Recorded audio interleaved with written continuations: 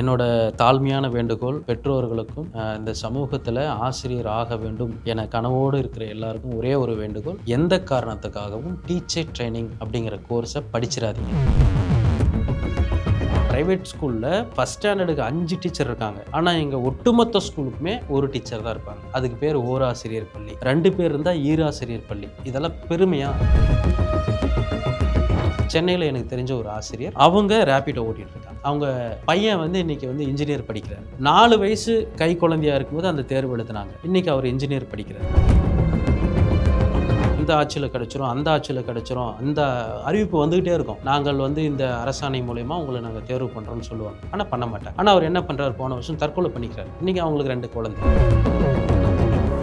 சென்ற ஆட்சியில் நாங்கள் ஒரு அமைச்சரை சந்திக்கணும்னா ஸ்ட்ரீட் டாக்னு சொல்லுவோம். தெருநாய் எப்படி விரட்டி அடிக்கப்பட்டோமோ அப்படி விரட்டி அடிக்கப்பட்டோம். உண்மை அது அமைச்சர் வரைக்கும் போயிருச்சான்லாம் தெரியாது. ஆனால் அவர் நாங்கள் பார்க்க போகிறோம், அணுகிறோம்னா காவல்துறையை வைத்து விரட்டியது உண்டு, இன்னும் கட்சிக்காரங்களெல்லாம் வச்சு விரட்டினதெல்லாம் உண்டு.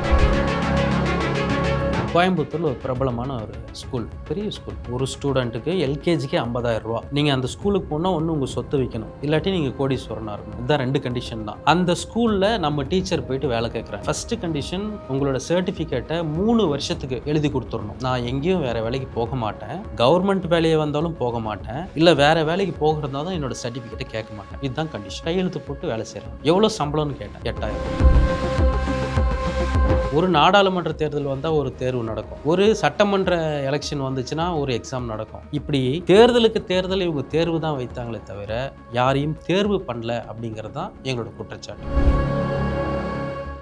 சார் வணக்கம். வணக்கம் சார். சார், இப்போ தொடக்கப்பள்ளி ஆசிரியர்கள் கூட்டமைப்பு சேர்த்து நீங்கள் ஒரு உண்ணாநிலை போராட்டம் நடத்த போகிறீங்க 17ஆம் தேதி. ஆமாங்க சார். ஆக்சுவலி என்ன பிரச்சனை, ஏன் இந்த போராட்டத்துக்கு நீங்கள் போயிருக்கீங்க? கிட்டத்தட்ட நம்ம ஒரு 13 வருஷம் போராட்டம் சார். இது தேர்வு மட்டுமே எழுதி வேலை கிடைக்காமல் இருக்கக்கூடிய ஒட்டுமொத்த தொடக்கப்பள்ளி ஆசிரியரோட பிரச்சனையை பல அரசாங்கத்துக்கிட்ட நாங்கள் எடுத்து சொல்லியிருக்கோம். கடந்த ஆட்சியில் எடுத்து சொல்லியிருக்கோம்.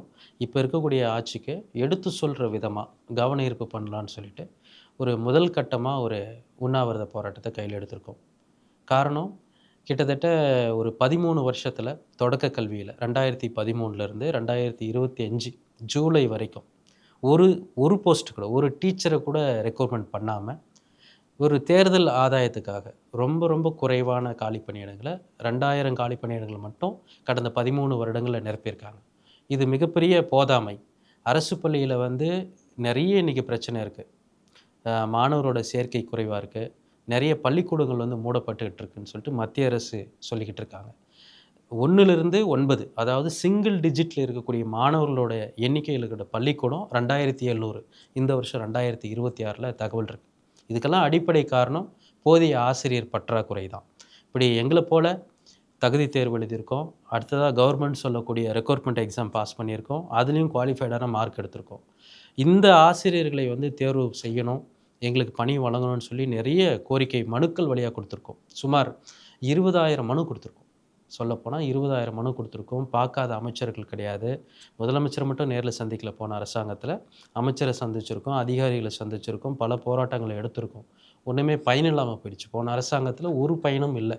அதனால் இந்த அரசுக்கிட்ட கனிவான முறையில் முதலமைச்சர் பார்வைக்கும் மாண்புமிகு பள்ளிக்கல்வித்துறை அமைச்சருக்கும் சென்றடையணும் நோக்கத்தில் எங்களோட கருத்தை சட்டப்பூர்வமாகவும் அறிவியல் பூர்வமாகவும் எடுத்து சொல்கிறதுக்கான ஒரு தளமாக 17/7/2026 வெள்ளிக்கிழமை ராஜரத்னம் ஸ்டேடியமில் ஒரு உண்ணாநிலை போராட்டத்தை கையில் எடுத்திருக்கோம்.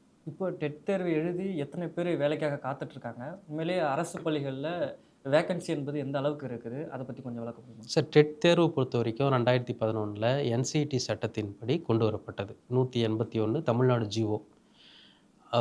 டெட் தேர்வு அறிமுகமான போது 3.5 லட்சம் பேர் இந்த பார்ட்டிசிபேட் பண்ணுறாங்க டீச்சர்ஸ்.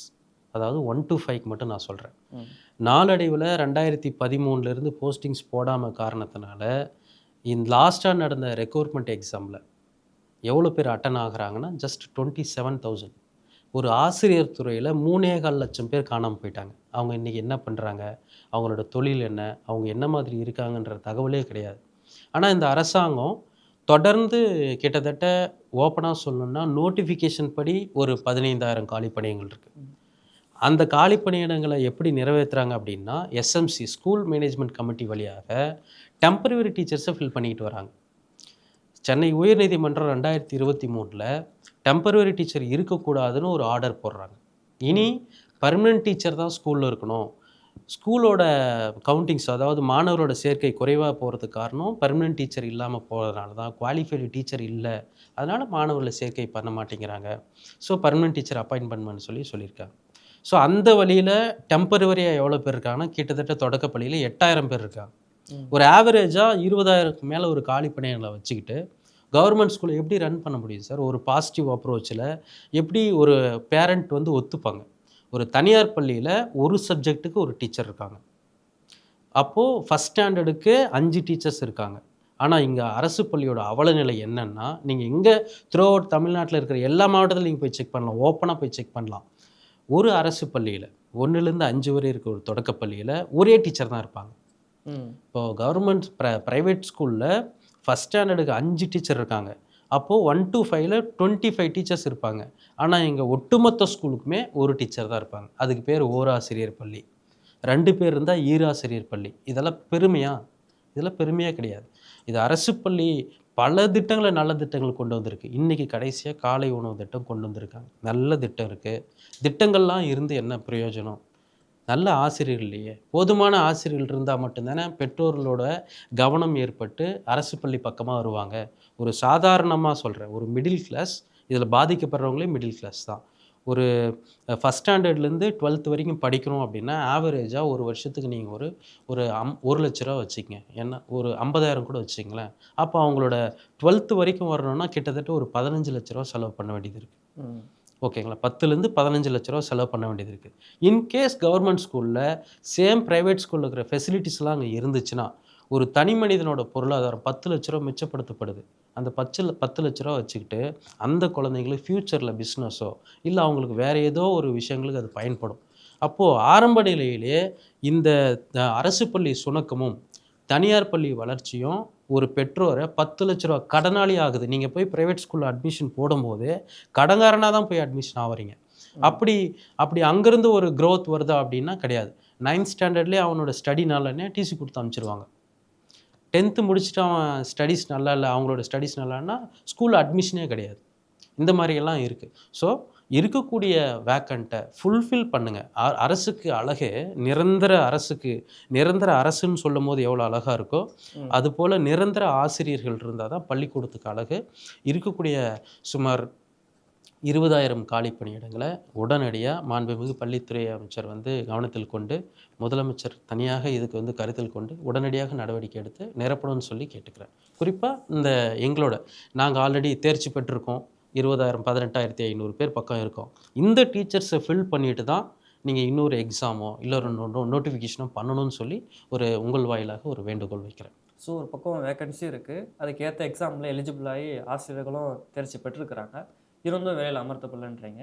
ஆனா இதுக்கு முன்னாடி வந்து ADMK government, DMK government 2 government வந்திருக்கு. இந்த 2 கவர்மெண்ட்டும் உங்கள எப்படி நீங்க முறையிட்டு அவங்க என்ன மாதிரியான விஷயங்கள கையாண்டாங்க? 2 குறைந்தபட்சம் யாரையுமே வேலையில அமர்த்தலையே. இல்ல எதுவுமே பண்ணல. ம். அதாவது முதல்ல இருந்த ஏடிஎம்கே அரசாங்கம் ஒரே தேர்வு அடிப்படையில மாண்புமிகு முன்னாள் முதல்வர் ஜெயலலிதா அம்மா அவங்க வந்து ஒரே ஒரு எக்ஸாம்ல அவங்களோட சாதனைன்னு நான் சொல்லுவேன். ம். 20,000 பேருக்கு அப்பாயின்ட்மென்ட் குடுத்தாங்க. அது மிகப்பெரிய ஒரு திருப்பு முனையா இருந்தது. தொடக்க கல்வியில 20,000 டீச்சர்ஸ் பெரிய கிரேட் அது. ரொம்ப வருஷம் கழிச்சு பண்ணாங்க. அதுக்கு முன்னாடி கலைஞர் பண்ணாங்க. அவங்க 2 பேரோட ஆளுமை அதுக்கு அடுத்து வந்த ஆட்சிகள்ல தென்படல. அவங்க அவங்க அதுக்கு அடுத்ததா 2013ஓட ரெக்ரூட்மெண்ட் நிக்குது. எகைன் ஒரு ரெக்ரூட்மெண்ட் பண்ணலாம் அப்படின்னு சொல்லிட்டு 2017 கொண்டு போறாங்க. வெறும் எக்ஸாம் மட்டும் தான் வைக்கிறாங்க. ம். அதுக்கு அடுத்தது நாங்க கேட்குறோம். அப்போ 2019 வருது. என்ன காரணம் நீங்க நல்லா பார்த்தீங்கன்னா, ஒரு நாடாளுமன்ற தேர்தல் வந்தா ஒரு தேர்வு நடக்கும். ஒரு சட்டமன்ற எலக்ஷன் வந்துச்சுன்னா ஒரு எக்ஸாம் நடக்கும். இப்படி தேர்தலுக்கு தேர்தல் இவங்க தேர்வு தான் வைத்தாங்களே தவிர, யாரையும் தேர்வு பண்ணல அப்படிங்கிறது தான் எங்களோட குற்றச்சாட்டு. ம். என்ன காரணம் அப்படின்னு பார்த்தீங்கன்னா, இன்னைக்கு தனியார் பள்ளிகள் தனியார் மயம் ஆவறத தான் விரும்புறாங்களோ? அப்படிங்கிறது தான் அடிப்படை நோக்கமா இருக்கு. ஏன்னா, அரசு பள்ளி டெவலப் ஆயிடுச்சு அப்படின்னா, தனியார் பள்ளியில வர சம்திங் அமௌண்ட் வந்து போய் சேராம போயிடுமோ அப்படிங்கிற ஒரு அச்சம் கூட இருந்திருக்கலாம். அதனால தொடக்கப்பள்ளிய யாருமே கையில எடுக்கல. என்ன பொறுத்தவரைக்கும் ஒரு தமிழ்நாடு வந்து இருமொழிக் கொள்கையில ரொம்ப பிடிப்பா இருக்கக்கூடிய ஒரு விஷயம். அந்த இருமொழியே எங்க டேமேஜ் ஆகுதுன்னா, நீங்க தொடக்க கல்வியில தான் குடுக்க முடியும். இருமொழியை வளர்க்க வேண்டிய இடமே தொடக்க கல்வி தான். ம். அந்த பேஸ்மெண்ட்டே சிதைச்சிட்டோம் அப்படின்னா இந்த பாலிசியே உடைச்சிடலாம். இருமொழிங்கிற ஒரு விஷயத்தையே உடைச்சி எங்கே தகர்க்க முடியும்னா, தொடக்க கல்வியில் நீங்கள் அந்த பேஸ்மெண்ட்டை சரியாக அமைக்காமல் போயிட்டீங்க அப்படின்னா ம். அந்த பாலிசியே போயிடுமே. தமிழ்நாட்டோட அடிப்படை கட்டமைப்பே இருமொழி திட்டம் தான். அதை சிதைச்சிடலாம் அப்படிங்கிற ஒரு நோக்கம் இருக்கோ அப்படிங்கிற ஒரு கேள்வியும் பொதுப்படையா எங்களுக்கு வருது. இன்னொன்னு, தேர்தல் ஆதாயத்துக்காக இந்த தேர்வு வைக்கிற சிஸ்டம் இதெல்லாம் களையப்பட வேண்டும். ம். ஒவ்வொரு வருஷமும் எமிஸ்ன்னு ஒரு ரெக்கார்டை ஃபாலோ பண்ணுறாங்க கவர்மெண்ட். இந்த வருஷம் இத்தனை மாணவர்களை நாங்கள் சேர்த்துருக்கோம், இத்தனை மாணவர்களுக்கு இத்தனை ஆசிரியர்கள் இருக்கணும்னு சொல்லி அங்கே ஒரு சட்டம் இருக்குது. 30 மாணவர்களுக்கு தொடக்கப்பள்ளியில் ஒரு ஆசிரியர், 40 மாணவர்களுக்கு ஒரு ஆசிரியர் நடுநிலைப் பள்ளியில். இந்த சிஸ்டமேட்டிக் படி இந்த வருஷம் போன வருஷம் பாருங்கள் 4,4 லட்சம் பேர் அட்மிஷன் ஆயிருக்காங்க. ம். அப்போது நீங்கள் ஆவரேஜ் பண்ணிங்கன்னா 15,000 பேரை சூஸ் பண்ணியிருக்கணும், பண்ணலை. இந்த வருஷம் 3,5 லட்சம் பேர் பண்ணியிருக்காங்க, அட்மிஷன் ஆயிருக்காங்க. அப்போது உங்களுக்கு இந்த வருஷம் 12,500 பேர் எடுத்திருக்கணும், ஆசிரியர் ரெக்ரூட்மெண்ட் பண்ணியிருக்கணும், பண்ணலை. அடுத்த வருஷம் இன்னும் 3 லட்சமாக போகும், 2 லட்சமாக குறைஞ்சிக்கிட்டு போயிட்டே இருக்கும். ம். காரணம் என்னென்னா அங்கே டீச்சர்ஸ் கிடையாது. நான் பொதுவாக சொல்கிறேன், நாங்கள் வந்து பெருந்தன்மையாகவோ பொதுவாகவே நாங்கள் சொல்கிறோம், இந்த பாதிக்கப்பட்ட ஆசிரியர்கள் நீங்கள் பணி நியமனம் பண்ணீங்கன்னா எங்களுடைய குழந்தைகளை நிச்சயமாக 100% அரசு பள்ளியில் தான் நாங்கள் சேர்த்துவோம். காரணம் என்னென்னா, இன்னும் கூடுதலானா அரசு பணியில் உள்ளவர்களும் அவங்களோட குழந்தைகளை அரசு பள்ளியில் சேர்க்கணுங்கிற ஒரு ஜீவோவை கொண்டு வரும்போது பொதுமக்களுக்கு ஒரு நம்பிக்கை ஏற்படும். இப்போ லாஸ்ட்டாக பார்த்தீங்கன்னா, ஒரு நீலகிரியில் ஒரு கலெக்டர் மேடம் வந்து அவங்களோட குழந்தைய 3 வயசு குழந்தைய பால்வாடி ஸ்கூலில் போய் சேர்த்துறாங்க. அப்போ அந்த சுற்று வட்டாரங்கள் என்ன யோசிப்பாங்க, கலெக்டரோட குழந்தைய அந்த ஸ்கூலில் படிக்குது, அப்போ நம்ம குழந்தைய அந்த ஸ்கூலில் சேர்த்தலான்னு ஒரு நம்பிக்கை உருவாகும். இப்படி ஒட்டுமொத்த அரசியலில் இருக்கிறவங்களும் அரசில் இருக்கிறவங்களும் அதிகாரிகளும் தன்னோட குழந்தைகளை அரசு பள்ளியை நோக்கி நீங்கள் அட்மிஷன் கொடுக்கும்போது அப்போ ப்ரைவேட்சேஷன் தேவைப்படாமல் போகுது. தாராளமாக அரசு மேலே நம்பிக்கை வந்து அரசு பள்ளியில் வந்து சேர்க்கை விதம் தன்னால் உயரும். அப்போது அந்த அந்த சேர்க்கை அடிப்படையில் தான் ஆசிரியரை தேர்வு பண்ண முடியும். அப்போ அது நியூட்ரலைஸ் ஆகிட்டு பாதிக்கப்பட்ட எல்லாருக்கும் ஒரு வாய்ப்பு கிடைக்குங்கிறது தான் எங்களோட கருத்துங்க சார். இப்போ இந்த தேர்ச்சி பெற்ற ஆசிரியர் இருக்காங்களா சார், ம். இவங்களுடைய நிலை இப்போ என்னவா இருக்குது? கிட்டத்தட்ட 13 வருஷமாக அவங்க தேர்ச்சி பெற்று வேலைக்கு போக முடியாத ஒரு சூழ்நிலை. அவங்களுடைய வாழ்க்கை இப்போ எந்த நிலைமையில் இருக்குது சார்? ஒவ்வொருத்தருக்கும் ஒரு மிகப்பெரிய ஒரு சோகமான கதை இருக்குது. இது ரொம்ப கொடூரமான விஷயங்கள்லாம் பார்த்தீங்கன்னா, 2013 ஒரு டெட் எழுதின பெண் ஆசிரியர் தேனி பக்கத்தில் இருக்காங்க. இன்றைக்கி அவங்களுக்கு 37 வயசு ஆகுது. அவங்க இந்த எக்ஸாமில் பாஸ் பண்ணிட்டாங்கன்னு சொல்லிட்டு நிச்சயம் பண்ணிட்டாங்க. ஆனால் வேலை கிடைக்கலன்னு அந்த நிச்சயத்தை கேன்சல் பண்ணதால் அவங்க ரொம்ப குக்கிராமம். ஒரு பொண்ணுக்கு நிச்சயமாயிட்டு கேன்சல் ஆகிடுச்சுன்னா என்னென்ன கதை கட்டுவாங்கன்னு உங்களுக்கு நல்லா தெரியும். ஏன்னா இது இன்றைக்கி இருக்கிற சொசைட்டி அந்த மாதிரி. அவங்களுக்கு இப்போ வரைக்கும் கல்யாணம் ஆகலை. இதே போல் ஒரு ஆணுக்கு நடந்திருக்கு, விருதுநகரில் ஒரு ஆணுக்கு நடந்திருக்கு. இன்னும் ஒரு கூடுதலான தகவல் சொல்கிறேன். போன வருஷம் தருமபுரி மாவட்டத்தில் சுப்பிரமணிய சிவாவோட நினைவாலயம் இருக்கக்கூடிய ஒரு பகுதியில் ஒரு ஆண் ஆசிரியர் பொருளாதார நெருக்கடி வந்துடுது, அசிங்கப்படுத்துகிறாங்க. நீ எல்லாம் ஒரு டீச்சர்னு சொல்லிக்கிட்டு இருந்தியே, இன்றைக்கி போயிட்டு ஏரி வேலை செஞ்சிட்ருக்க, கூலி வேலை செஞ்சிட்ருக்கிற, பெங்களூரில் போய் மேஸ்திரி வேலை செஞ்சிட்ருக்கியே, நீ என்ன டீச்சர்னு சொல்லி ஏமாற்றிட்டு அவங்க அந்த டீச்சர் ட்ரைனிங் படிக்கிறதுக்கும் அடுத்ததாக அவங்க பொருளாதார நகர்வுக்கும் நிறைய கடன் வாங்க வேண்டிய சுச்சுவேஷன் வருது. அப்போ கடன் வாங்குறாரு, வேலை கிடைக்கல. இந்த ஆட்சியில் கிடச்சிரும், அந்த ஆட்சியில் கிடச்சிரும், அந்த அறிவிப்பு வந்துக்கிட்டே இருக்கும். நாங்கள் வந்து இந்த அரசாணை மூலயமா உங்களை நாங்கள் தேர்வு பண்ணுறோன்னு சொல்லுவாங்க. ஆனால் பண்ண மாட்டாங்க. ஆனால் அவர் என்ன பண்ணுறாரு, போன வருஷம் தற்கொலை பண்ணிக்கிறார். இன்றைக்கி அவங்களுக்கு 2 குழந்தை, அவங்க ஒய்ஃப் இருக்கிறாங்க. அவங்க ஃப்யூச்சர் என்னாச்சு? பெரிய கேள்விக்குறி. காரணம், இந்த தேர்வுகளால் தங்கள் வாழ்க்கையை இழந்தவர்களோட எண்ணிக்கை கிட்டத்தட்ட 20,000 பேர் இருக்காங்க. அது மட்டும் இல்லை, சென்னையில் எனக்கு தெரிஞ்ச ஒரு ஆசிரியர், அவங்க ரேப்பிடோ ஓட்டிகிட்ருக்காங்க. அவங்க பையன் வந்து இன்றைக்கி வந்து இன்ஜினியர் படிக்கிறார். 4 வயசு கை குழந்தையாக இருக்கும்போது அந்த தேர்வு எழுதுனாங்க. இன்றைக்கி அவர் இன்ஜினியர் படிக்கிறார். காரணம், பொருளாதார நெருக்கடியில் இருக்கிறதுனால அவங்க ரேப்பிடோ, பெண் ஆசிரியர் வந்து ரேப்பிடோடைய சூழ்நிலையில் இருக்கிறாங்க. இன்றைக்கி நிறைய பேர் 145 பேர் பக்கம் ஏரி வேலை செஞ்சுக்கிட்டு இருக்காங்க, பெயிண்டராக இருக்காங்க, பெட்ரோல் பங்கில் கன்னராக இருக்காங்க, இரவு நேரங்களில் காவலாளியாக இருக்காங்க. இன்னும் ஒரு குறிப்பாக சொல்லணும்னு பார்த்தீங்கன்னா, ஒரு தலைமை ஆசிரியரோட வீட்டில் ஆசிரியர் பயிற்சி பட்டம் பெற்று 25 வருஷத்துக்கு முன்னாடி பல தகுதி தேர்வு எழுதி, நியமன தேர்வு எழுதி, MA BEd plus teacher training DTEd அவங்க சமையல் வேலை செய்கிறாங்க. ஒரு ஆசிரியர் வீட்டில் ஒரு ஆசிரியர் சமையல் வேலை செஞ்சுக்கிட்டு இருக்காங்க. இந்த சமூகம் எப்படி முன்னேறி இருக்கா இல்லை பின்னோக்கி இருக்கா அப்படின்னு பார்க்கணும். குறிப்பாக சொல்லணுன்னா, இந்த தேர்வில் தான் முன்னே சொல்லியிருக்கேன். 50% இடஒதுக்கீடு இருக்கிற ஒரே ஒரு எக்ஸாம், ஒரே ஒரு ஒரு துறை இந்த தொடக்கப் பள்ளியில மட்டும்தான் பெண்களுக்கு 50% இருக்கு. இத நம்பி எத்தனையோ பேர் திருமணம் பண்ணவங்க நவீன அடிமையா, ஒவ்வொரு வீட்லயும் திருமணம் பண்ணிக்கிட்டு, இந்த எக்ஸாம நம்ம பாஸ் பண்ணிடுவோம். நம்ம கௌரவமான ஒரு வாழ்க்கைய வாழ்வோம் அப்படின்னு நெனச்சாங்க. இன்னைக்கு கௌரவமான வாழ்க்கையெல்லாம் இல்ல. ஒரு சாதாரண வாழ்க்கைய கூட அவங்களால வாழ முடியல. யாரு போனாலும் உதவாக்கற, வெட்டி, தண்டம் இப்படின்னு தான் அவங்க வீட்ல அழைச்சுட்டு, அவங்க மனதளவுல என்னைக்கோ நடைபெணமான ஒரு வாழ்க்கைய தான் இன்னைக்கு வாழ்ந்துகிட்டு இருக்கிறாங்க. ரொம்ப மோசமான சிச்சுவேஷன்ல இருக்காங்க. இந்த தேர்வால இன்னொரு படி மேல சொல்றேன். ம். கணவனால் கைவிடப்படுறாங்க. டெஸ்டிட்யூட் விடோவா மாறியிருக்காங்க. சொல்றது புரியுதுங்களா? தேர்வு எழுதி என் ஒய்ஃப் வந்து வேலை கிடைச்சிரும்னு ஒரு நம்பிக்கையில அவர் கல்யாணம் பண்ணிக்கிறாரு. நாளடைவில அவங்க ஒய்ஃபு, அவங்க குழந்தையெல்லாம் அவங்களுக்கு சுமையா மாறுறாங்க. சுமையா சிலர தான் சொல்றேன், எல்லாரையும் சொல்லல. சிலர் என்ன பண்றாங்கன்னா, அந்த மனைவி, குழந்தைய வீட்ட விட்டு தொரத்திட்டு, இன்னைக்கு அவங்க டெஸ்டிட்யூட் விடோவா கூலியா எங்கேயோ ஒரு இடத்துல கூனி குறுகி ஒரு வாழ்க்கைய வந்து வாழ்ந்துகிட்டு இருக்காங்க.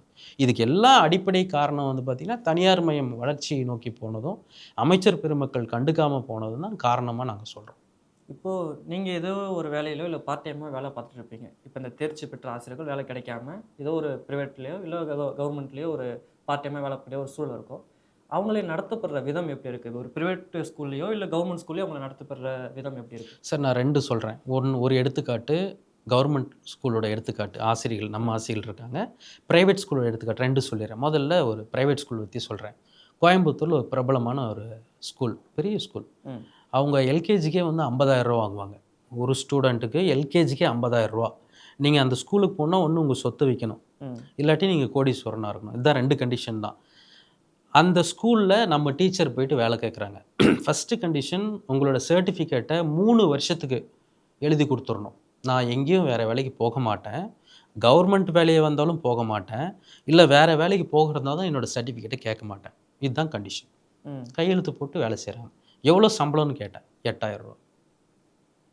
50,000 எல்கேஜிக்கு ஒரு ஸ்டூடண்ட்டுக்கு வாங்குறாங்க. ஆனா அவங்களோட சம்பளம் ரூ. 8,000. மேடம் இன்கிரிமெண்ட் 3 வருஷம் கழிச்சு ரூ. 1,000. அப்போ அவங்க வாழ்க்கை என்ன ஆகும்?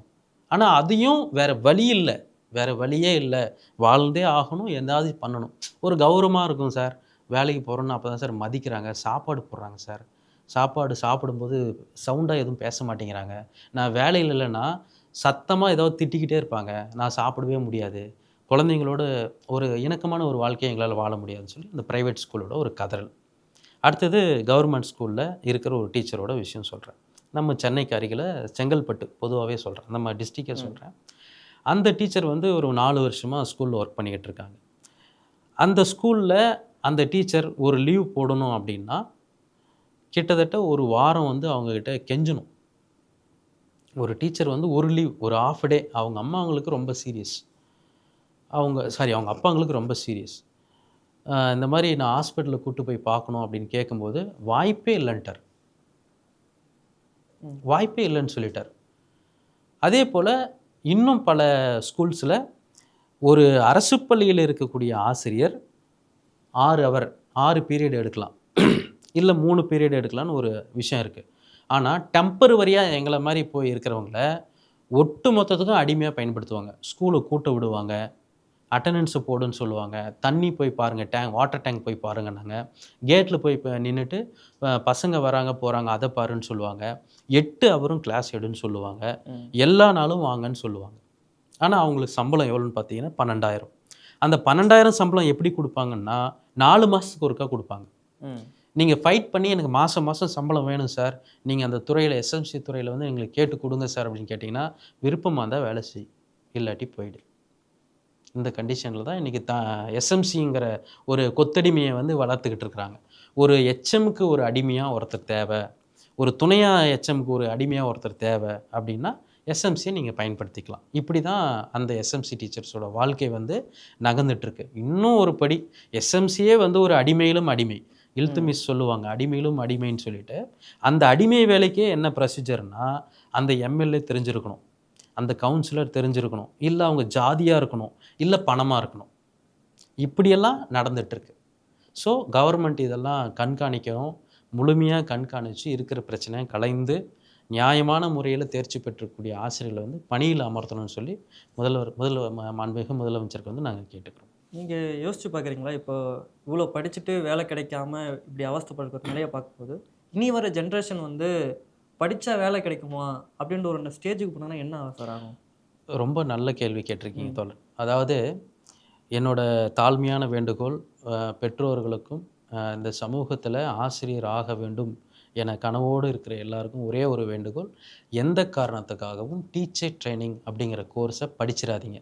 அப்படி படிக்கிறதுக்கு வாய்ப்பே இல்ல. என்ன காரணம்னா, ஒவ்வொரு மாவட்டத்திலயும் அப்போ 50 கணக்கான டீச்சர் ட்ரெய்னிங் இன்ஸ்டிடியூட் இருந்துச்சு. பெங்களூர்ல மட்டும் ஒரு 2000 இன்ஸ்டிடியூட் இருந்திருக்கும். இன்னைக்கு ஒட்டுமொத்தமா க்ளோஸ் பண்ணிட்டாங்க. ஏன் க்ளோஸ் பண்ணிட்டாங்கன்னா, இந்த கோர்ஸ படிக்கிறதும் ஒண்ணு தான். வீட்ல ஒரு ஃப்ரிட்ஜ், வாஷிங் மிஷின் வாங்கி வைக்கிறதும் ஒண்ணு தான். அது கூட பிரயோஜனப்படும். இந்த டிகிரி படிச்சா பிரயோஜனம் கிடையாதுன்னு சொல்லி, இந்த கோர்ஸ் யாரும் இப்ப படிக்கிறதில்ல. அதனால நானே முன் வந்து சொல்றேன். தயவு செஞ்சு டீச்சர் ட்ரெய்னிங்கிற கோர்ஸ மட்டும் படிச்சிறாதீங்க. ம். இப்போ இப்போ வந்திருக்கக்கூடிய தாவக அரசு, அவங்க கிட்ட நீங்க பேசுனீங்களா? அவங்க என்ன சொல்றாங்க? அவங்களுடைய அணுகுமுறை எப்படி இருக்கு? மாண்புமிகு பள்ளிக்கல்வித்துறை அமைச்சர பொறுத்தவரைக்கும், அவருக்கு பெரிய வணக்கம் நான் சொல்லுவேன். ம். மரியாதை நிமித்தமா நான் அவருக்கு வணக்கம் சொல்லிக்கிறேன். பொதுப்படையா வணக்கம் சொல்றேன். காரணம் என்னன்னா, சென்ற ஆட்சியில நாங்க ஒரு அமைச்சர சந்திக்கணும்னா, ஸ்ட்ரீட் டாக்ன்னு தெரு நாய் எப்படி விரட்டி அடிக்கப்பட்டோமோ, அப்படி விரட்டி அடிக்கப்பட்டோம். அவல நிலை. உண்ம அது. அது ம். அமைச்சர் வரைக்கும் போயிருச்சான்லாம் தெரியாது. ஆனா, அவர் நாங்க பார்க்க போறோம், அணுகுறோம்னா, காவல்துறையை வைத்து விரட்டியது உண்டு. இன்னும் கட்சிக்காரங்களெல்லாம் வச்சு விரட்டினதெல்லாம் உண்டு. "போங்கப்பா, அங்க என்ன வேலை? உங்களுக்கு வேற வேலையே இல்லையா?" அப்படிலாம் கேட்டாங்க. இன்னும் கூடுதலா சொன்னா, ஒரு அமைச்சர், அந்த துறைக்கும் அவருக்கும் சம்மந்தம் இல்ல. "எப்பா அந்த துறைக்கு எனக்கு சம்மந்தமே இல்ல. ஏன் வர?" அப்படின்னு சொல்லிட்டு பயங்கர ஏளனமா பேசினதெல்லாம் உண்டு. அது ஒரு புறம். ஆனால் இவர் வந்து மாண்புமிகு அண்ணன் ராஜ்மோகன் பள்ளிக்கல்வித்துறை அமைச்சர பொறுத்தவரைக்கும், போன உடனே கனிவான முறையில இருகரம் கூப்பி, "வாங்க உங்க பிரச்சனை என்ன? நான் வந்து எவ்வளோ நேரம் ஆனாலும் வெயிட் பண்றேன். உங்க பிரச்சனைய கேட்குறேன். என்னவோ சால்வ் பண்றேன்னு" சொன்னார். முதல் சந்திப்புல அவருக்கு வாழ்த்து சொல்லிட்டு, அந்த சந்திப்பு முடிஞ்சது. "நம்ம இப்ப தான் வந்திருக்கோம். கொஞ்சம் ஒரு 2 வீக்ஸ் கழிச்சு வாங்கங்கிற" மாரி ஒரு அப்பாயின்ட்மென்ட் குடுத்திருந்தாரு. அப்பாயின்ட்மென்ட் குடுக்குறாரு. ம். அப்பாயின்ட்மென்ட் வழியா திரும்பவும் போய் 2வது முறை பார்க்குறேன். அப்ப அவரு சொல்றாரு, "நெறைய இந்த மாரி கோரிக்கைகள் வருது. பாதிக்கப்பட்டவங்களோட எண்ணிக்கை அதிகம். நாங்க ரொம்ப ஷார்ட் பீரியட்ல வந்திருக்கோம். இதுல நெறைய பிரச்சனைகள் இருக்கு. இது களையப்பட வேண்டும்." அப்படின்னு சொல்லி எங்களுக்கு கொஞ்சம் டைம் குடுங்கன்னு சொல்லி கேட்டார். "கண்டிப்பாங்க சார்" நான் சொன்னேன். கூடுதலா நான் ஒரு அடிஷனலா 2 கோரிக்கை வைக்கிறேன். சார், நீங்க வந்து ஒரு ஆலோசனை கிரிவனன்ஸ் மீட்டிங் வந்து நடத்தணும்னு சொல்றீங்க. அந்த மீட்டிங்ல மீண்டும் ஒரு அதிகார வர்க்கம் அதுல இருந்துச்சுன்னா, வெறும் அதிகாரிகளை வைத்து நீங்க ஒரு ஆலோசனை பண்ணீங்கன்னா, அது அதிகார வர்க்கமா தான் இருக்கும். பாதிக்கப்பட்டவங்களோட குரல், பாதிக்கப்பட்டவங்களோட பிரச்சனை, அதில இருக்கிற நேர்மை என்னன்னு உங்களுக்கு வெளிப்படையா தெரிய வராது. அதனால ஒரு ரிக்வெஸ்ட்டா கேட்குறேன் சார். எங்கள போல இருக்கிற அமைப்புகள்ல இருந்து ஒரு ஒரு ஆசிரியர்கள தேர்ந்தெடுங்க. நாங்க சொல்லக்கூடியது சட்டப்பூர்வமாவோ, அறிவியல் பூர்வமோ, நடைமுறைக்கு சாத்தியமா இருந்தா பண்ணுங்க சார். இல்லாட்டி வேண்டாம். 14 வருஷமா ஓடிக்கிட்டு இருக்கோம். ம். நாங்க வேற ஏதோ ரேஸ்ல ஓடியிருந்தா கூட பெரிய அளவுல சாதிச்சிருப்போம். இப்படி ஓடி, ஓடி எங்க வாழ்க்கையே வீணா போயிடுச்சு. அதனால நீங்க வந்து இதுக்கு ஒரு முற்றுப்புள்ளி வைக்கணும்னு சொல்லி கேட்டேன். கண்டிப்பா நான் பரிசீலனிக்கிறேன்னு சொன்னார். அதுவே பெரிய வார்த்தை. பிரச்சனைக்கு முடிவு என்னைக்கோ கிடைக்கும். ஆனா, ம். அத கையில எடுத்து நான் செய்றேன்னு இந்த அரசு சொல்லுது பாருங்க. அதுக்கு ஒரு பெரிய பாராட்டுக்கள் சொல்லணும்னு சொல்லி அதுக்காக தான் சொன்னேன். சொல்லப்போனா, ஒரு தனி மனிதனோட என்னோட மரியாதையை நானே காப்பாத்திக்கிறது பேர் தான் சுயமரியாதை. அந்த இடத்துல அவரு எங்க மரியாதைய காப்பாத்துனதுனால, அவரு சுயமரியாதைக்காரர் அப்படிங்கிறத அந்த இடத்துல வெளிப்பட்டுச்சு. அது எனக்கு ரொம்ப சந்தோஷமா இருந்தது. ஒவ்வொரு மீட்டிங்லயுமே தடையே இல்ல. ம். ஒரு பள்ளிக்கல்வித்துறை அமைச்சர பார்க்கணுமா? நிதி அமைச்சரை பார்க்கணுமா? வாங்க பாருங்கங்கிறாங்க. என்ன பிரச்சனை சொல்லுங்கங்கிறாங்க. இதுக்கும் அந்த துறைக்கும் சம்மந்தமே இல்லன்னு இதுவரைக்கும் யாரும் சொன்னவே இல்ல. ஆனா போன முறை எல்லாமே அதுதான் சொன்னாங்க. ம். "ஏன்பா பள்ளிக்கல்வித்துறை பிரச்சனை அங்க கொண்டு வரீங்க? எனக்கு அதுக்கு சம்மந்தம் இல்ல" அப்படின்னாங்க. ஆனா இந்த முறை அப்படி இல்ல. ஒரு நகர்ப்புற அமைச்சர், "நான் பார்த்துக்கிறேன்ப்பா, தம்பி போங்கங்கிறாரு." ஒரு மின்சாரத்துறை அமைச்சர், தெரியும் இந்த தோழர் உங்களுக்கு தெரியும் ஆல்ரெடி நாங்க வந்திருக்கீங்க. ஒண்ணும் வொரி பண்ணாதீங்க. கண்டிப்பா ஒரு மாற்றம் வரும். ஆனா கொஞ்சம் நேரம் தேவைன்னாங்க." நான் கூடுதலா பள்ளிக்கல்வித்துறை அமைச்சர்ட்ட பேசும்போது சொன்னேன், "சார், நாங்க டைம பொறுத்தவரைக்கும் நாங்க எதுவும் இந்த பார்டர்லாம் நாங்க மென்ஷன் பண்ணல. 13 வருஷமா வெயிட் பண்ணிட்டோம். உங்களுக்காக இன்னும் 1 வருஷம் கூட நாங்க வெயிட் பண்றோம். ஒரே ம். ஒரு வார்த்தை தான் நாங்க உங்ககிட்ட கேட்கறது. இந்த எக்ஸாம் எழுதியிருக்கக்கூடிய அதாவது தகுதித் தேர்வும், நியமனத் தேர்வும் எழுதி பாதிக்கப்பட்ட ஆசிரியர்களுக்கு மீண்டும் ஒரு தேர்வு வராது. நீங்க தைரியமா இருங்க. குவாலிஃபைடான டீச்சர்ஸ்ன்னு தான் நான் ரெக்கவர் பண்ணுவேன். ம். அந்த ரெக்ரூட்மெண்ட் முடிஞ்ச பிறகு தான் அடுத்த நோட்டிஃபிகேஷன் வரும். அப்படிங்கிற ஒரு அறிவிப்ப உங்க மூலியமா வந்தா எங்களுக்கு பெரிய உதவியா இருக்கும் சார்ன்னு சொல்லி கேட்டேன். இந்த 2 உதவி தான் கேட்டேன். யோசிச்சுட்டு சரி பார்க்கலாம், கன்சிடர் பண்ணுறேன் அப்படிங்கிற மாதிரி ஒரு வார்த்தை சொல்லியிருக்காரு. பெரிய நம்பிக்கை இருக்குது இந்த அரசு மேலே. காரணம், ஒட்டுமொத்த இளைஞர்களும் சமூகத்தில் ஒரு மாற்றம் ஏற்பட வேண்டும் அப்படின்னு நம்பி தான் ஒரு புரட்சியை ஏற்படுத்தியிருக்காங்க. அந்த அடிப்படையில் இந்த புதிய அரசுக்கு வாழ்த்துக்களை சொல்கிறோம். முதலமைச்சருக்கும் வாழ்த்துக்களை சொல்கிறோம். கடந்த இபி துறையில் ப்ளஸ் ஹெல்த் இன்ஸ்பெக்டர் துறையில் பல்வேறு பல வருஷங்களுக்கு முன்னாடி தேர்வு எழுதினவங்க மனிதாபிமான அடிப்படையில் இன்றைக்கி போட்டிருக்கீங்க. மாண்புமிகு நாடாளுமன்ற உறுப்பினர் அண்ணன் துரை வைகோ அவங்களோட முயற்சி பல வருஷமாக இருந்தது. அந்த இபி கேங்மேன் விஷயங்களில் 5300 போஸ்டிங் போட்டிருக்காங்க. பெரிய சாதனை சார். வந்த உடனே எதுவுமே கேட்கல. குவாலிஃபைடா போஸ்டிங்ஸ் கொடுங்க. ஹெல்த் இன்ஸ்பெக்டர் குவாலிஃபைடா, நல்ல டிகிரி படிச்சிருக்கேன், ஹெல்த் இன்ஸ்பெக்டர் கோர்ஸ் படிச்சிருக்காங்களா, எக்ஸாம் எழுதியிருக்காங்களா, அவங்க ஏன் வெயிட் பண்ணுறாங்க, போஸ்டிங்ஸ் கொடுங்க. கொடுத்துட்டாங்க. இந்த மாதிரி ஒரு புதுமையான விஷயங்களை வந்து நாங்கள் பார்க்குறோம். கண்டிப்பாக எங்களுக்கு ஒரு நல்ல விஷயம் நடக்கும்னு நான் நம்புகிறோம். சார் ஆக்சுவலி இப்போ இந்த டெட் எக்ஸாம் பொறுத்த வரைக்கும் இது கொண்டு வரப்போ வந்து பல பேர் வேணான்னு சொல்லிக்கிட்டு இருந்தாங்க. ஏன்னா ஆக்சுவலி கஷ்டப்பட்டு பிஎட் படிச்சிருப்பாங்க, டிடிஎட் படிச்சிருப்பாங்க, செலவு பண்ணி படிச்சிருப்பாங்க. படிச்சுட்டு இன்னொரு தேர்வு அது சில நேரத்தில் தோல்வி வரும்போது அவங்க படித்ததெல்லாம் வீணாக போயிடுச்சு அப்படின்ற ஒரு எண்ணத்துக்கு போயிருந்தாங்க. இப்போ இந்த எக்ஸாமுன்றதே நீங்கள் எப்படி எடுத்துக்கிறீங்க? இது தொடரலான்னு நினைக்கிறீங்களா? இல்லை சார், இந்த எக்ஸாம் மெத்தட் வந்து பை பாப்புலேஷன் தான். படிக்கிறவங்களோட எண்ணிக்கை அதிகமாகும் போது தேர்வு பண்ண வேண்டிய விஷயம் தேர்வு நோக்கி போகுது. இன்றைக்கி ஒரு குறைந்த காலி பணியிடங்கள், அதிக காலி பணியிடங்கள் இருக்குது. படித்தவங்களோட எண்ணிக்கை குறைவு அப்படின்னா நேரடியாக போஸ்டிங்ஸ் போட்டுட்டு வந்துட்டு இருந்தாங்க அந்த காலகட்டங்களில். ஏன்னா அப்போல்லாம் நம்ம படிக்கல. 1921 22 வகுப்பு வாரி தீர்மானம்னு ஒன்று கொண்டு வந்தார் தந்தை பெரியார். ஏன் கொண்டு வந்தார்? ஒவ்வொரு வகுப்புலேயும் கீழ்மட்டத்தில், அதாவது அவங்க அரசுன்னாவே என்னன்னு தெரியாது, கல்வின்னா என்னன்னு தெரியாது, அதிகாரம்னா என்னன்னு தெரியாது, அப்படி ஒட்டுமொத்த மக்களுக்கும் கல்வி கிடைக்கணும், அவங்களுக்கு அதிகாரம் கிடைக்கணும்னு தான் வகுப்பு வாரி தீர்மானம் கொண்டு வர்றாரு. அந்த அடிப்படையில் அந்த அரசு வந்து டெவலப் ஆகிக்கிட்டே வருது. அப்போது அந்த காலகட்டத்தில் 8வது படித்தாவே ஆசிரியர், அப்படியே இம்ப்ரூவ் ஆகுறாங்க. 12th படித்தா ஆசிரியர், அப்படியே இம்ப்ரூவ் ஆகுறாங்க. டீச்சர் ட்ரைனிங் படித்தாவே ஆசிரியர். இன்றைக்கி எங்கள் காலகட்டத்தில் 2009 என்சிடி சட்டத்தின்படி டீச்சர் ட்ரைனிங் மட்டும் படித்தா போதாது, ஒரு எக்ஸாம் எழுதுங்கன்னு சொன்னாங்க. இன்றைக்கி அது டெவலப் ஆகிட்டு ஒரு எக்ஸாம் மட்டும் போதாது, இன்னொரு எக்ஸாம் எழுதுங்கன்னு சொல்கிறாங்க. இது நான் என்ன கேட்குறேன் அப்படின்னா, ஒரு 12 வருஷம் 12th முடிக்கிறோம், டீச்சர் ட்ரைனிங் 2 வருஷம் முடிக்கிறோம். அந்த டீச்சர் ட்ரைனிங்லேயே 1 வருஷம் கோர்ஸ் போகிறோம். ஆஸ் எ டீச்சராக ஒவ்வொரு நகர பள்ளிகளையும் கிராமப்புற பள்ளிகளையும் 6 மாதம் கோச்சிங் நாங்கள் போகிறோம். உளவியல் ரீதியாகவும் நாங்கள் வந்து தேர்வு எழுதியிருக்கோம். இந்த தேர்வுகளை எல்லாம் பாஸ் பண்ணிடுறோம். டீச்சர் ட்ரைனிங் 2 வருஷம் படித்து 6 பேப்பர் 12 பேப்பரில் பாஸ் பண்ணி முடிச்சிட்டோம். எகெயின் ஒரு டெட்டு வைக்கிறீங்க, அந்த டெட்லேயும் பாஸ் பண்ணிடுறோம். இப்போ ஒரு டெட்டு முடிச்சுட்டு அந்த வருஷம் நீங்கள் போஸ்டிங்ஸ் கொடுத்தா அது நியாயமான தேர்வு. ஆனால் போஸ்டிங்ஸ் கொடுக்க மாட்டாங்க. இது வந்து எப்படி சொல்கிறதுன்னா, அதான் தேர்தல் ஆதாயத்துக்காக. அந்த வருஷம் நான் ஒரு 10,000 பேர் ரெக்ரூட்மெண்ட் பண்ண போகிறேன், நோட்டிஃபிகேஷனை விட்டுறது, நோட்டிஃபிகேஷனுக்கு பணத்தை வசூல் பண்ணிக்க வேண்டியது, ஆனால் தேர்வு நடத்த மாட்டாங்க. இப்படி போகும்போது தேர்வு மேலே எப்படி நம்பிக்கை வரும்? அந்த போர்டு மேலே எப்படி நம்பிக்கை வரும்? நான் ஒரே ஒரு விஷயம் கேட்குறேன். எஸ்எம்சி ப்ளஸ் டிஆர்பின்னு 2 இருக்குது. Teacher recruitment board, TRP.